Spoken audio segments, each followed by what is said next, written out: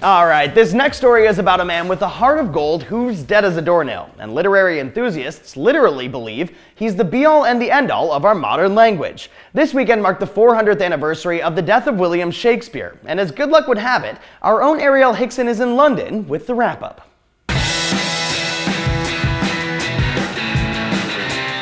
This weekend marked a celebration 400 years in the making. To be or not to be, that is the question.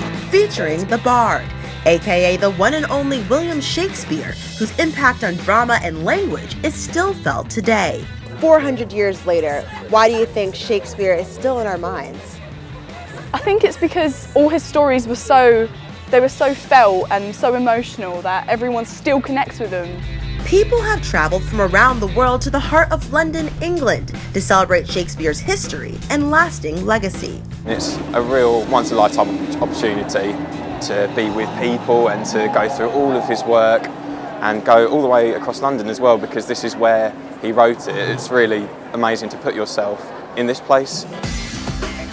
It's all part of the Complete Walk, an exhibit stretching 2.5 miles around the River Thames, featuring Shakespeare's 37 plays. From Hamlet to Antony and Cleopatra, these high-tech videos connect the modern present with Shakespeare's timeless past.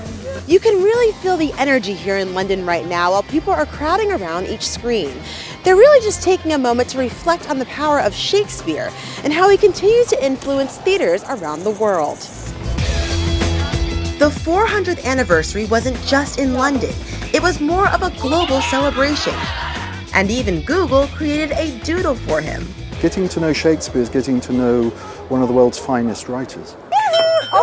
Shakespeare has a way of connecting to all generations, and he has even made his way through pop culture. From the 1960s version of Romeo and Juliet to the 90s one with Leonardo DiCaprio.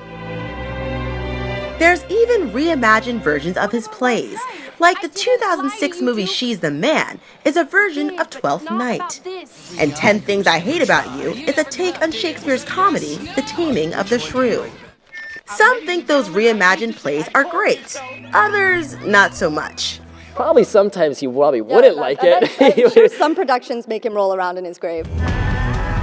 But what's impressive is that his plays still exist.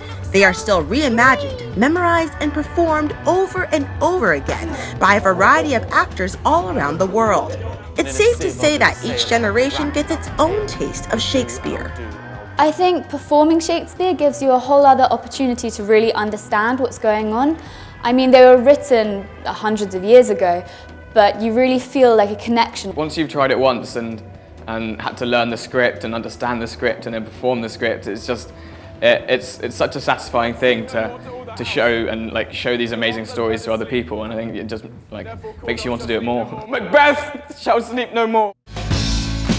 It's hard to imagine the world without Shakespeare, but 400 years from now, will we still remember his name?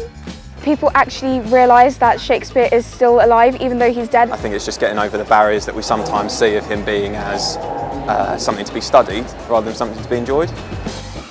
It's clear that Shakespeare's passion, influence, and legacy will only continue to grow from generation to generation.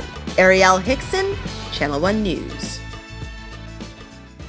Okay guys, well, in the words of Shakespeare, parting is such sweet sorrow that I shall say goodnight till it be morrow.